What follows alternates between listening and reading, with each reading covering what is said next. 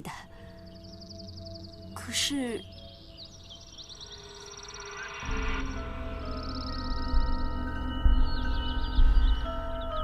冷若，当初你是怎么到我家的？你可还记得？当初孟生高中进士，我同他一同赶往长安，路上遇到了大雨，幸好被您还有张县令收留。您的这份恩情，我一直都记得啊。不错，后来呢？后来我们就来长安了。冷若，你当真不记得赵梦生在来我家的第2天就突发疾病，死掉了吗？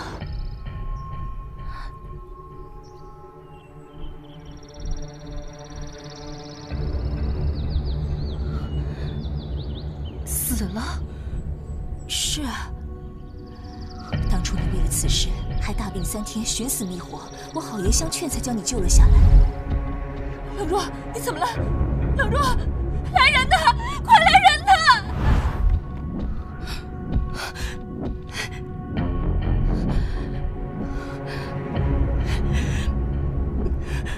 你确定你的丈夫是赵梦生吗？夫人，主人活得好好的，怎么可能死了呢？这不对呀！当初我们明明是亲眼看着他下葬的呀。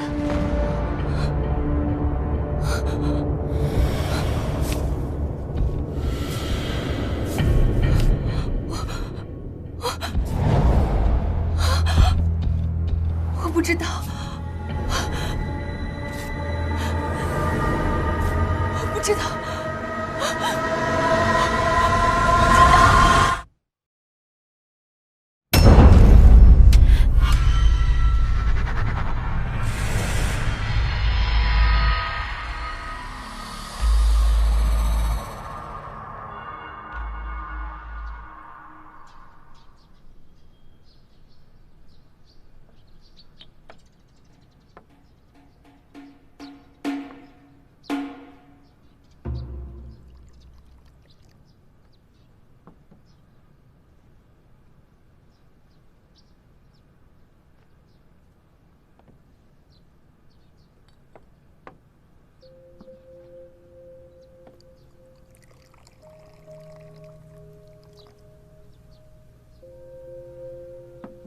夫人，帮我整理一下衣冠吧。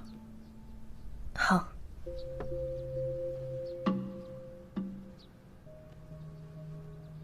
夫人，是不是心里有事啊？夫君多想了。你心里有没有事，我一眼便看得出来。你就不要再骗我了。莫非是……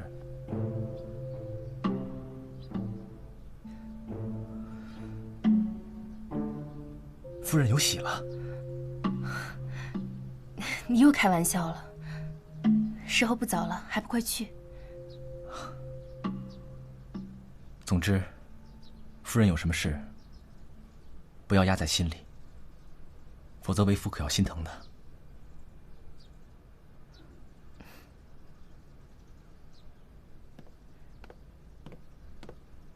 夫君。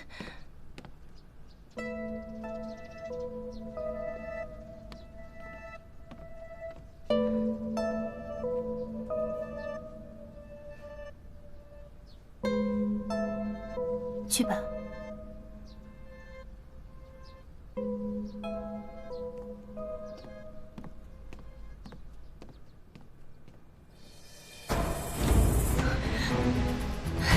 你当真不记得赵梦生在来我家的第2天就突发疾病，死掉了吗？死掉了。来来来，西域的葡萄美酒，生制壮牛肉，走过路过不要错过了啊！来来来来来，哎呦喂，客官你又来啦！哎，里边请，里面有好酒好菜伺候着，里边请，照顾好了啊！哟，这位客官，一看您就是有口福之人。今天咱们店里特供西域葡萄酒，仅此1天，不要错过哦。客官里头请。看见没？看见没？要想让咱们店生意兴隆啊，你就得把我给供起来。要给你好吃的，好喝的，对，再给你烧点纸。这就不用了吧？你也不好好看看，你一看就是个女人。早看出来了，这女人有故事啊。看什么看？干活去，跟你有关系吗？想不想混了？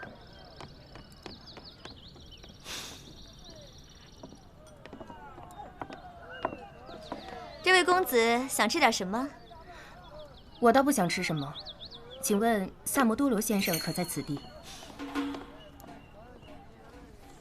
萨摩多罗的18种使用方式，价钱都标在菜单上了。快走啊！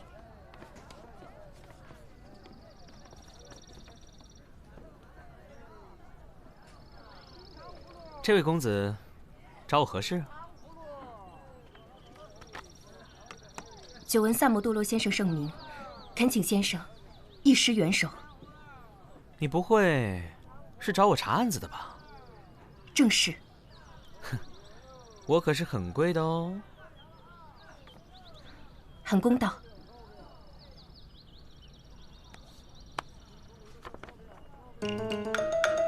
那我都菜买了。这个你放心，若能查出真相，在下必定重谢先生。好，我接了。不过你还没有说是什么案子。此处人多口杂，还请先生一步。今日未时，请来西苑亭一趟，个中原委，在下再细细告诉先生。好吧，那咱们就一言为定。事情是这样的，我与夫君来到长安已经15年了，可是前几日经人提起，我才恍惚记得，我的夫君早就已经死了。这几天我的记忆越加清晰，我就越加害怕。这么多年陪在身边的，不可能是死人呢。那你怎么就确定，死的就是你丈夫呢？我的夫君赵梦生，多年前高中进士，我与他一同来到长安。不管是容颜体型、日常起居，还是待我，他都与往常一样。而且我又自小与他一同长大，我怎么会不认得他呢？你说的这个赵梦生，不会是赵侍郎吧？正是。那又或许，他当时没死呢？不可能。我记得，我是亲眼看见他下葬的。除非他复活过来，可已经入土为安的人，他怎么复活呢？那他会不会有孪生兄弟？我与梦生青梅竹马，赵家的一切我都很了解。赵家只有这一个儿子，况且凭我对梦生的了解，就算是孪生兄弟，我也一定能分辨得出来。莫非什么？是妖怪所变？哎，妖怪？那我还宁愿相信是易容术呢。易容术？真的有这种法术吗？不是夫人，易容术破绽太大，却不适合长期使用。夫人每日与他共枕同眠，就更不可能了。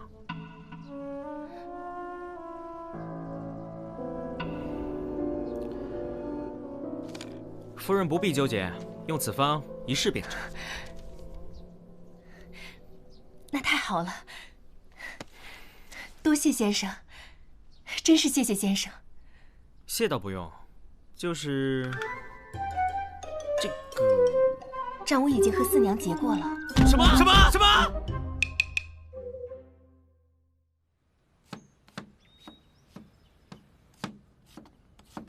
哎，夫人，您怎么进厨房了？主人交代过，您不能进厨房的，要是烫到哪儿，小人……我来拿点东西。您要找什么？我帮您拿。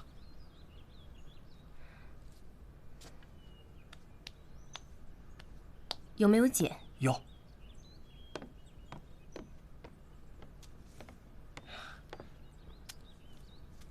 您要这茧有什么用？这不是你该问的。是，小人多嘴了。这次卖官案件牵涉朝廷上下几十个官员，其中不乏朝廷命官，棘手得很。怎么了？受风寒了吗？没事，这我有些柳絮不服。这宗卖官案事关重大，一定要彻底清查，绝不能姑息。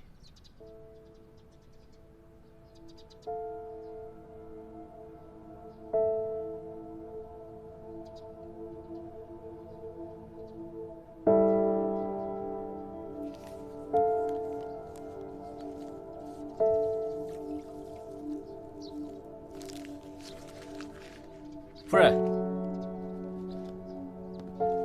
夫人，你回来了，怎么回事？脸色这样难看。哦，不打紧，可能是初春季节受了些风寒。我正好用温水烫了一条毛巾，你擦把脸吧。还是夫人想得周到啊。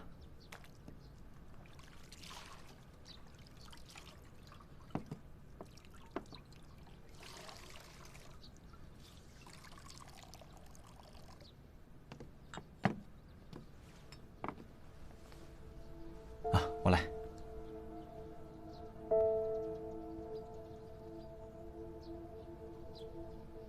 夫人，你今天是怎么了？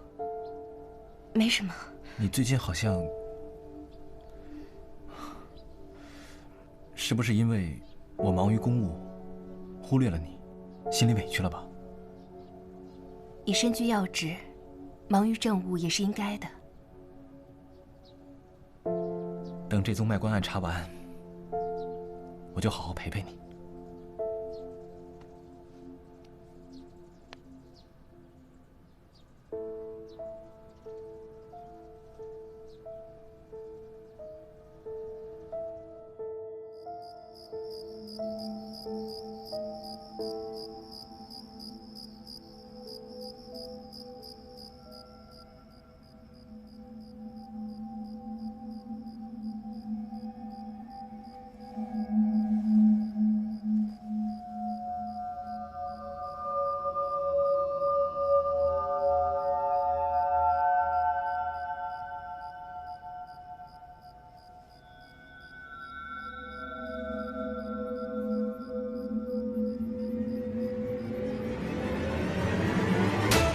宁生，你要干什么？梦生，是我，是你的娘子冷若。胡说！我不会这样古怪。你到底是谁？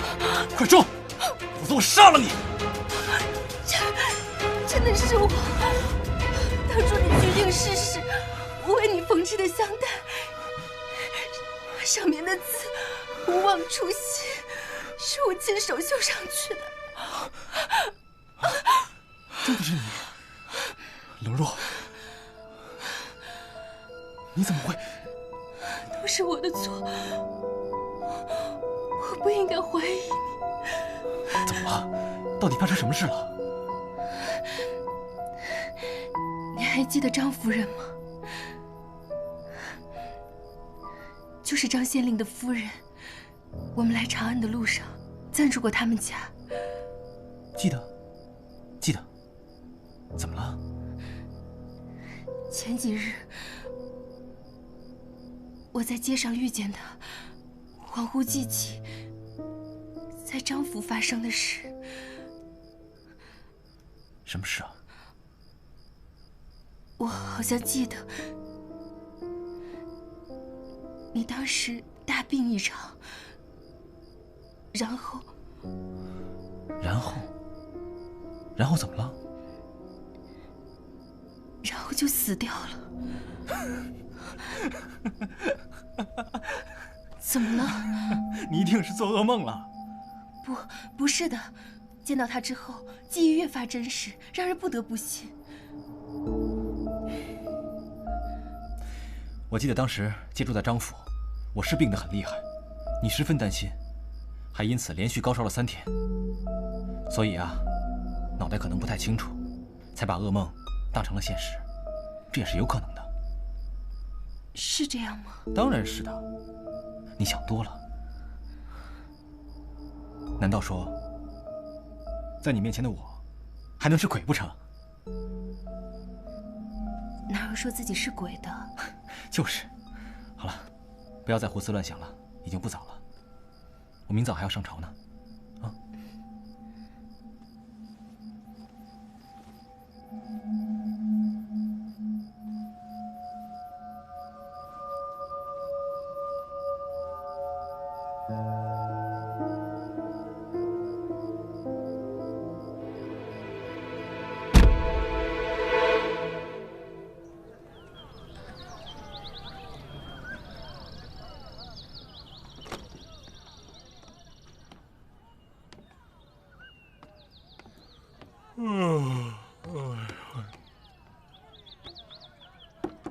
有人吗？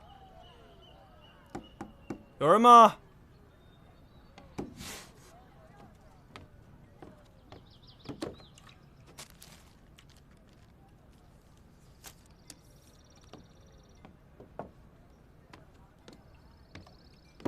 哎，我可啥都没看见啊！我刚才敲门没人应，所以我就进来了。您别见怪啊，您别见怪。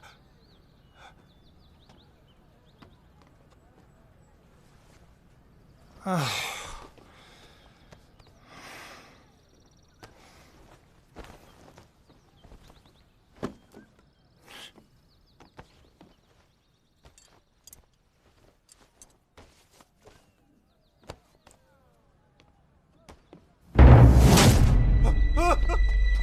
死人了！死人了！死人了！死人了！死人了！谁会对一个女人下毒手啊？张夫人的丈夫张先林前几日刚因为卖官案被问斩，我觉得80%是因为张夫人知道些内幕要灭口，所以我觉得这个人必须得查出来。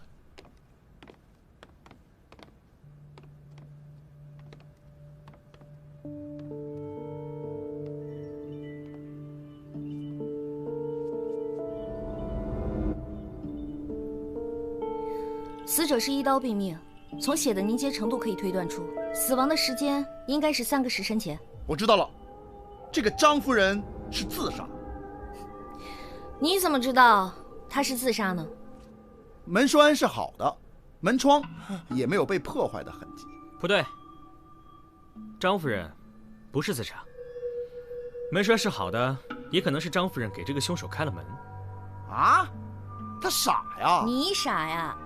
张夫人怎么会知道来人是要杀她的呀？哦，我知道了，那这人肯定是他的老相识。不可能，张夫人正因为在长安没有旧识，所以才住的客栈。张夫人也以为她没有相识的人，可是这个认识她的人却主动找上她来了。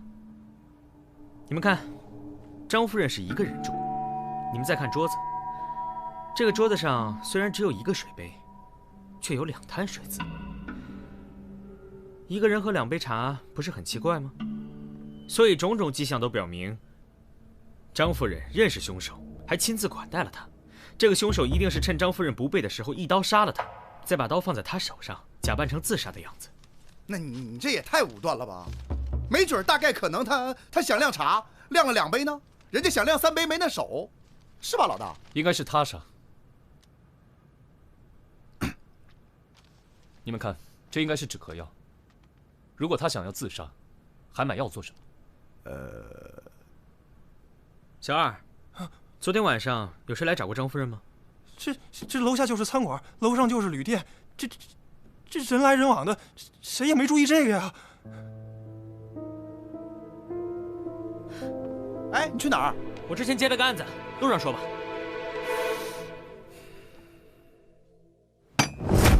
不可能，孟生与我好友多年，他若是别人假扮的，我一眼便能认出。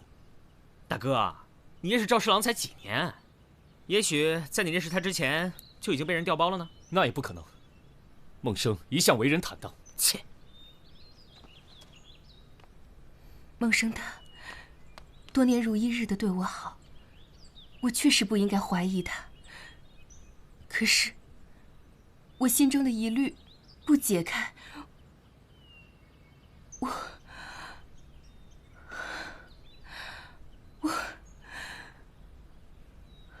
现在看来啊，这个张夫人和张县令死无对证，再没人知道赵梦生是怎么死的了。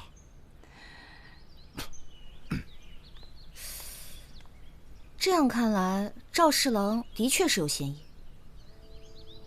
不可能，绝对不可能。梦生性情温和，平日里他连鸡鸭都不敢碰。哎，不叫的狗咬起人才凶呢。你说谁是狗呢？嫂夫人，您确信梦生是那个时候死的吗？不是听张夫人说起，您才想起来的吗？梦生的死对我打击很大，高烧了3天。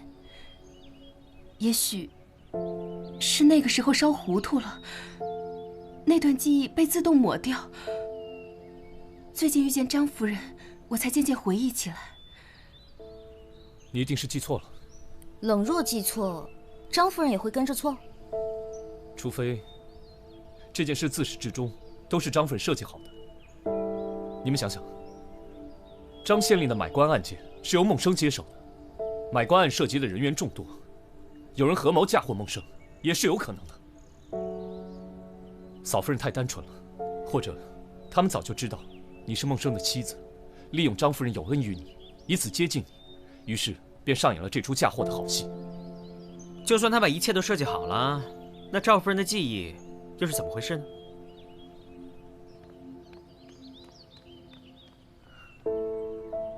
阿志，我知道你不愿意相信梦生是坏人，我也不愿相信。可是，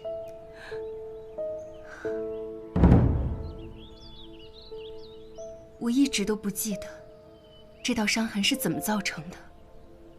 我自小没有受到过半分委屈，实在是想不起会发生什么事情造成如此深的伤痕，除非我那时真的动了轻生的念头。那如果自杀是真的，那赵梦生肯定是死了的呀。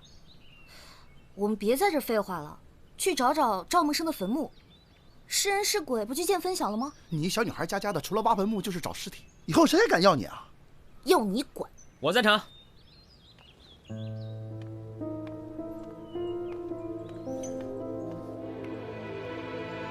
这，我跟梦生是青梅竹马，从小感情就好。当初梦生去应试，我心里其实是不情愿的，因为大家都说他高中进士后一定会忘了我。可是梦生中进士后不久，他便回来找我了。见到我的第一句话便是问我愿不愿意跟他去长安。真是一个一心一意的人。直到现在，梦生对我还是体贴备至，所以为了下半辈子能心安，都得查出真相。不管他是人是鬼，总得给孩子一个交代。赵夫人有喜了？那赵侍郎知道吗？刚有的，还没来得及告诉他。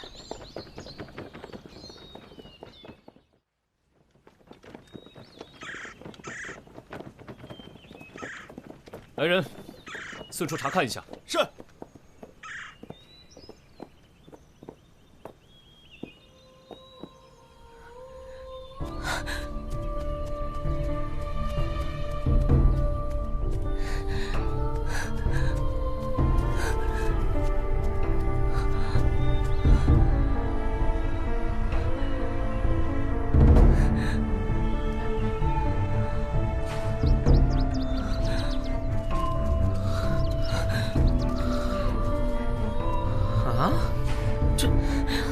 周树？周树是谁啊？怎么可能？是周树。这周树，你认识？周树是我们镇上茶商家的公子，梦生的好朋友。当初他说想来长安玩，就跟我们一起来的长安。怎么还有一个人？你们到底几个人同行？3个，我肯定是3个。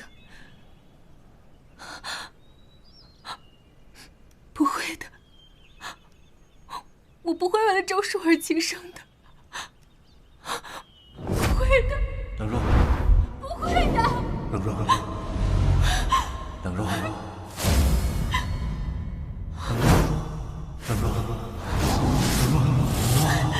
冷若，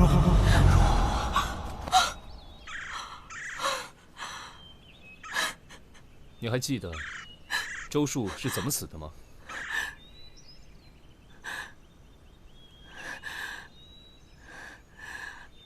周叔一直跟在梦生身边，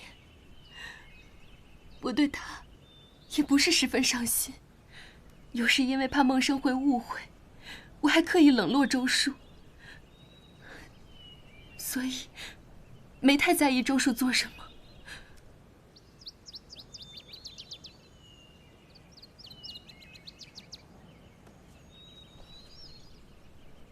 看来这里经常有人来祭拜。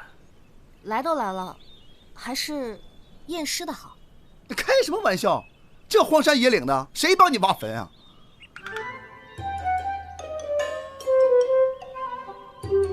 不会吧？我一人挖呀？那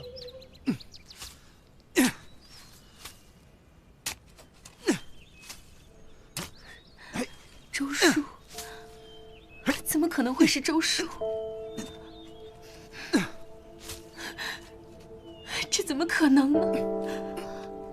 夫人，再好好想一想，对周叔的死，你一点印象都没有吗？我的记忆好像有一段空白，我知道一定发生了很重要的事情，可是我就是想不起来了。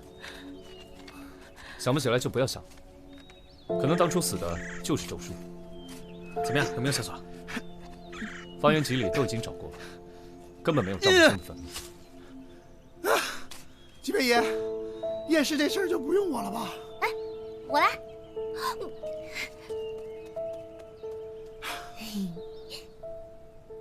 哎，我知道了，我知道了。知道了你说呀，卖什么关子呀？小妹妹，这个习气可不好，学点萨摩身上的优点，别净沾染些坏风气。他有什么优点啊？哼，去！没好处啊，没好处你们就别想知道。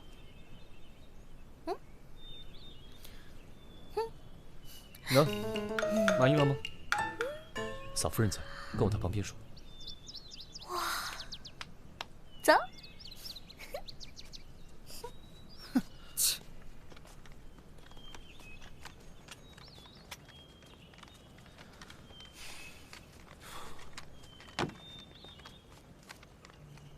冷若说赵梦生是怎么死的？赶上大雨，受了风寒。那这个不是赵梦生啊？为什么？这明显是砒霜中毒而死啊！你是说周树是被人毒死的？废话，难道自己没事儿吃砒霜解闷儿啊？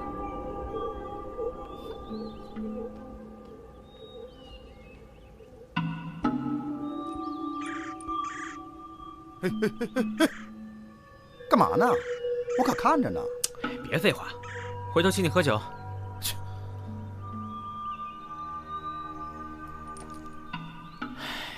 这墓地好奇怪啊，不是说是米商家的少爷吗？怎么会这么寒碜？连我都看不下去。玉佩就不错了，知足吧你。你说这个，我们喝一杯，真是。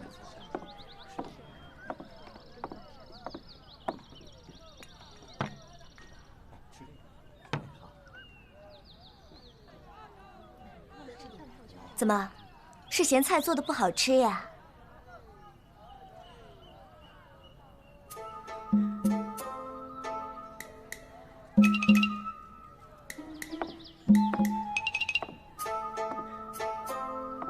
哟，这谁家姑娘这么水灵呀？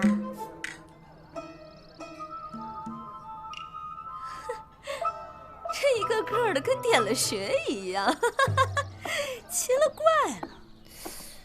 一个身份没查清，又毒死一个。如果梦生死了，那尸体呢？那如果没死，赵夫人的记忆又是怎么回事啊？为什么呢？我要是能想起来什么就好了，我怎么什么都想不起来了呢？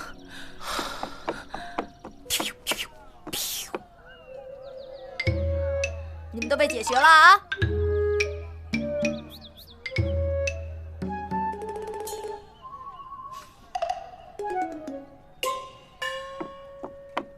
周树坟前有人祭奠，肯定有人知道内情，会是谁呢？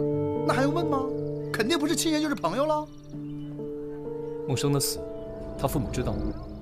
当时身在异乡，应该写信告诉他父母了。应该。你不知道这件事？孟生死的那3天，我过得人不像人，鬼不像鬼，基本上什么也没干，只是病着，哪里还想着这些事情？应该是周树或张夫人代劳了。我想知道，儿子死而复生，他父母可知情？来长安后不久，我的老父亲就过世了，因为路途遥远，孟生也没再让我回去过。我与赵家也只是书信上的往来。孟生一直忙于公务，很少回家，通常只是差人送些衣帛米面。有时空闲，会独自回老家看望父母一阵子，回来跟我讲讲家乡趣闻。这么说来，孟生应该是故意回避你回家吧？那这也太可疑了吧！明天我们去赵侍郎老家一趟。冷若，你告诉我们地址就好了，毕竟你还怀有身孕。嫂夫人怀有身孕？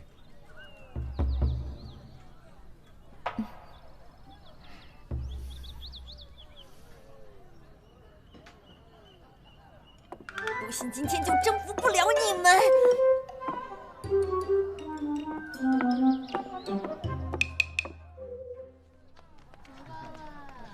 紫苏咋没来？被他老爹叫回去了。哎，想什么呢？从刚才就怂了这脸。无论怎么样，他都有了这个男人的孩子。如果这个男人不是赵梦生，他会痛苦；如果这个人是赵梦生，那么很明显，他都与周树的死脱不了干系。如果这案子查下去，真相只会让他更加痛苦。哎，什么痛苦不痛苦的，我不懂。他要个真相，你就给他真相不就完了吗？是。哎，这位老伯。哦。我想打听一下，赵梦生家怎么走啊？哦，赵进士家呀。那边，你们去看看2位老人也好，他们会高兴的。赵家虽然出了个进士，无奈是个不孝子，出去之后就再没回来过，只知道寄钱给2位老人，有什么用呢？哎，那这2个我就要了。哎，再没回来过，不是回来过几次吗？走吧。走。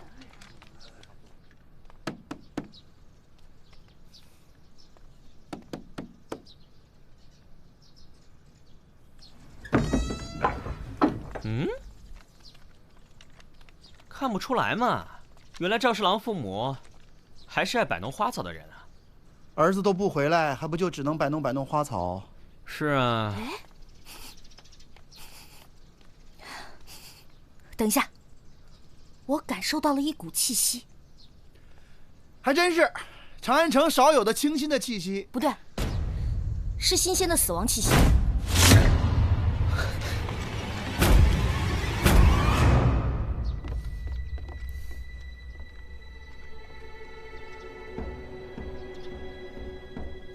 可以了，走，走。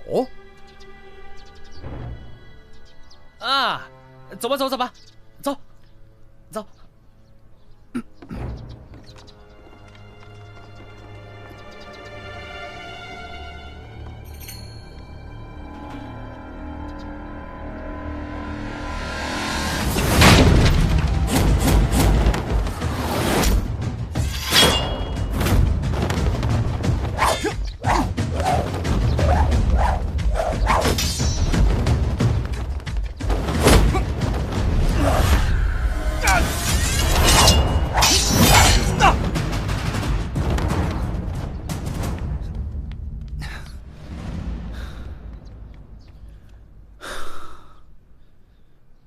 这应该是个职业杀手，我们一定要查出他背后的主使者。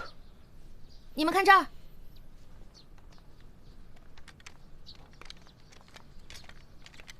这是我在屋里找到的，这是嫂夫人，这是赵梦生。那这个男人是谁啊？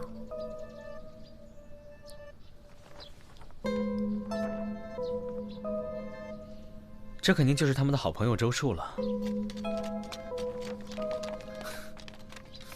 跑了。三炮，你留下将2位老人好生安葬。啊，又是我，我都快成专业送殡的了。我可以帮你啊。用不着。好，那你也留下。哎，走走走走走，走了。哎呀，快快快快！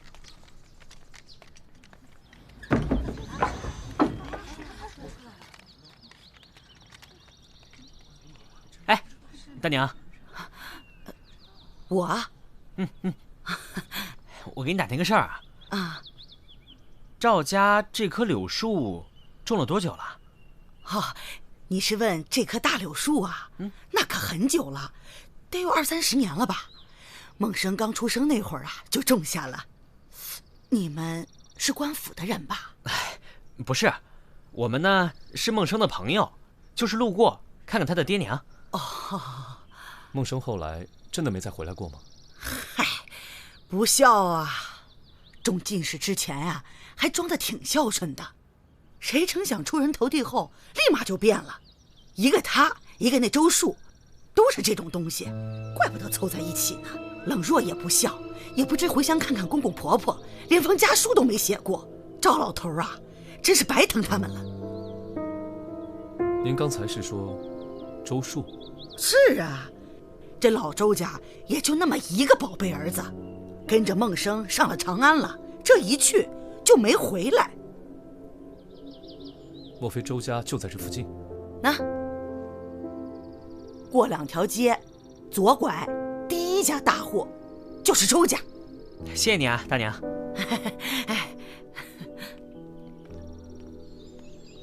这样看来，冷若的信并没有到孟生父亲手里。反正不管怎么样，现在的孟生一定是在试图掩盖些什么。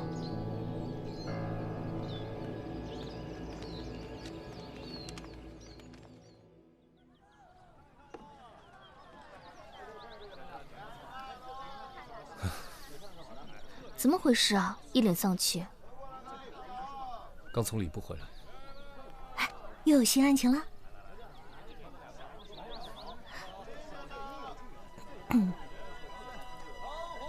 孟生他不打算回去奔丧啊？这可是他父母的。我也问过他，他只说要事缠身，陛下催得紧，实在脱不开身。什么事再重要，也比不过亲爹娘要紧。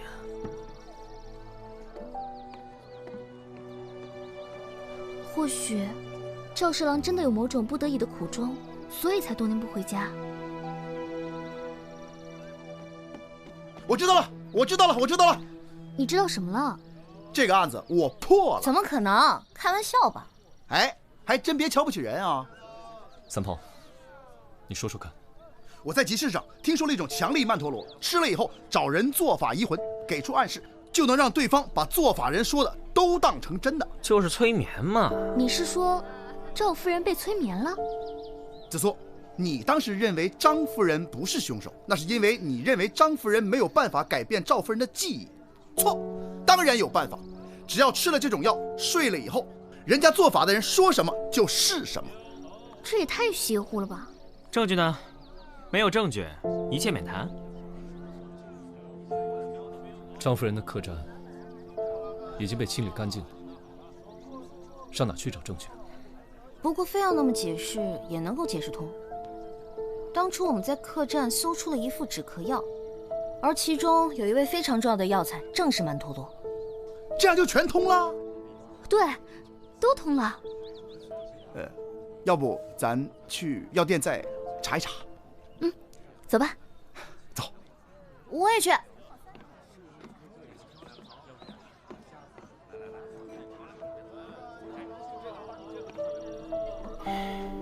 怎么不阻止他们？三炮说的也并不是全无道理。我发现你这个人还真是不会撒谎，心里藏的事儿全都显在眼睛里了。想学撒谎，我可以教你啊，价格从优，包学包会。再铁的兄弟犯了法，也不能包庇。算了，我也别瞎操心了。反正赚来的钱都被四娘捞去了，我也不必在这里瞎忙活了。人你爱抓不抓？今天晚上，我要亲自提审孟生。你通知双叶头。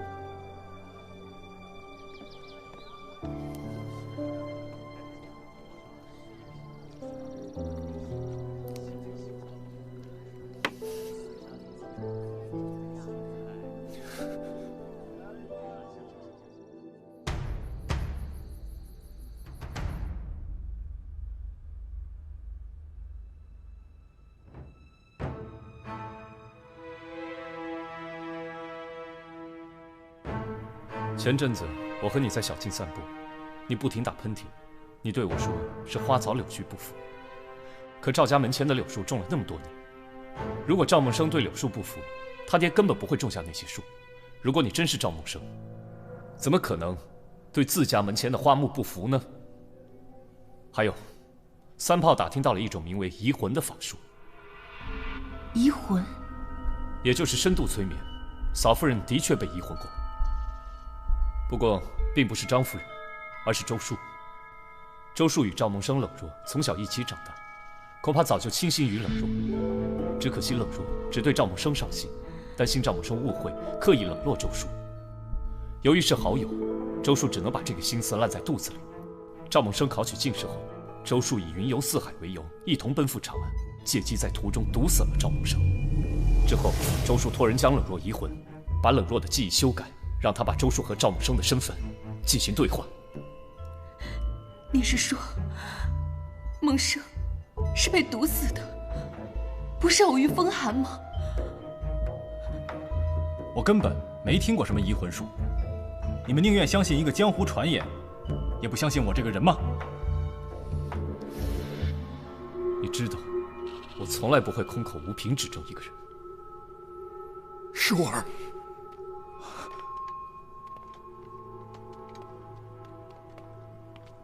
舒儿，是你吗？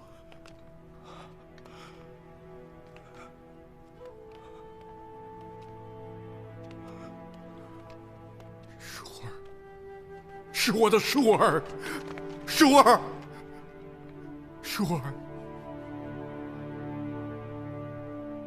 舒儿，这些年你都去哪儿了，舒儿？舒儿，你过得好吗？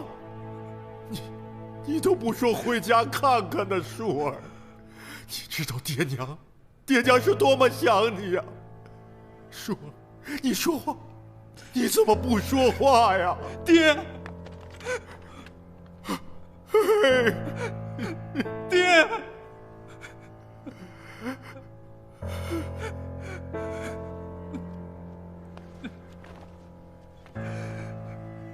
舒儿不孝。舒儿不孝，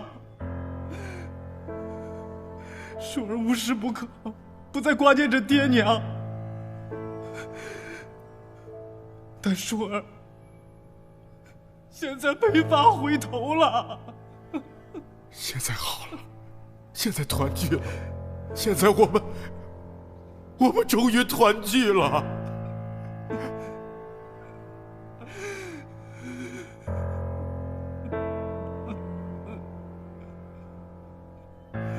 那日在州府，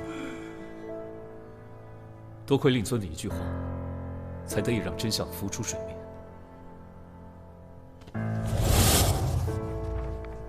你看一下，这里边可有周树啊？哎，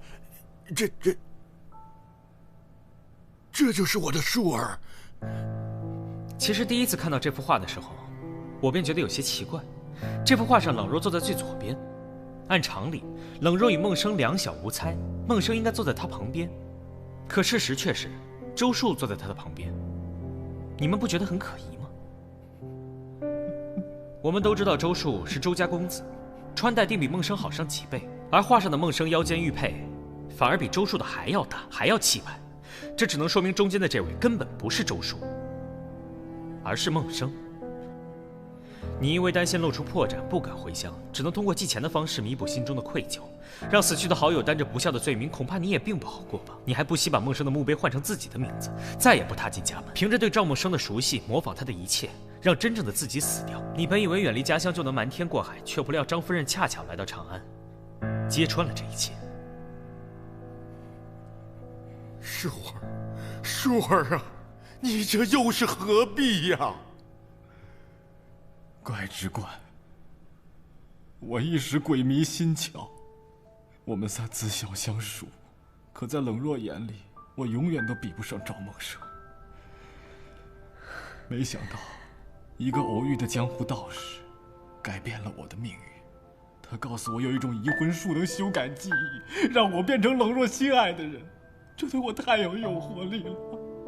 于是我杀了赵孟生，娶了冷若，还替孟生做了官。我本以为一切都会好起来，可心中的愧疚让我夜夜难寐。我只能不停地提醒自己，赵孟生能做到的，我会比他做得好10倍。我努力做好本职，以天下苍生为己任，对冷若无微不至。我想通过这种方式来赎罪。可是这么多年来，我每一天都在经受煎熬，我没办法回乡探望爹娘，哪怕远远看1、2眼，也要谨慎再谨慎。我更对不起赵伯父、赵伯母，对不起我爹我娘，对不起孟生，我更对不起冷若啊！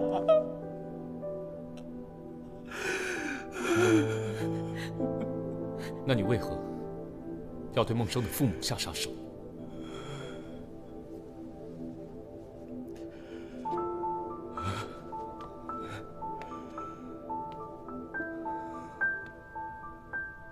我知道，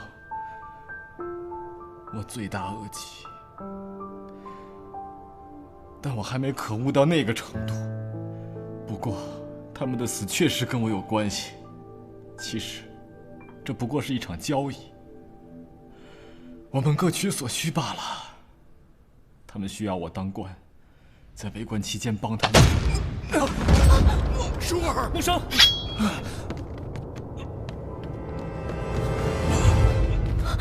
舒儿，快叫大夫！是，快搜查凶犯！是，都回避。舒儿。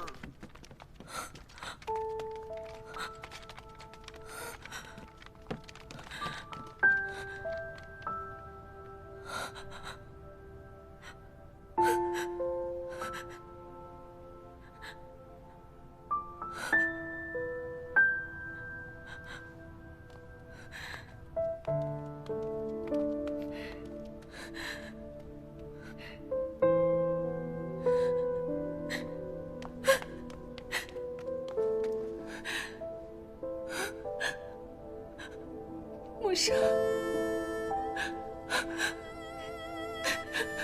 孟生，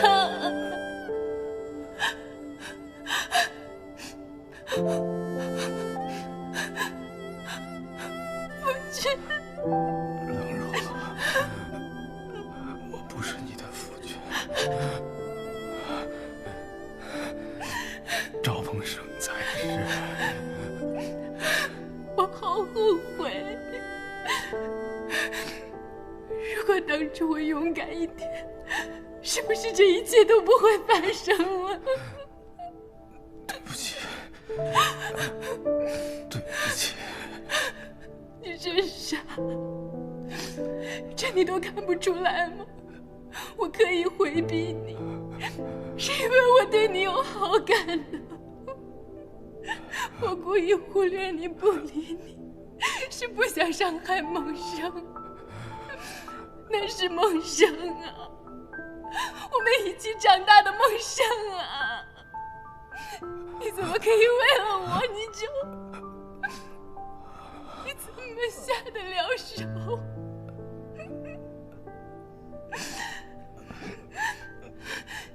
你得活下去，我要你活下去，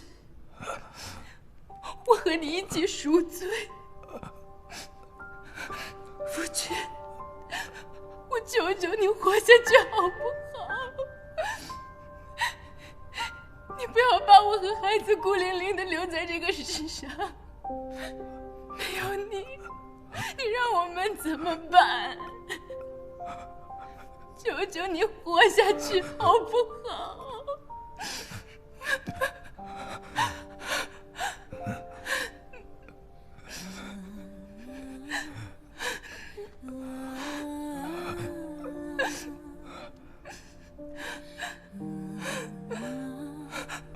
终于可以作为周叔跟你说话了。你和灵儿一定要活下去，答应我，答应我。夫君，夫君。夫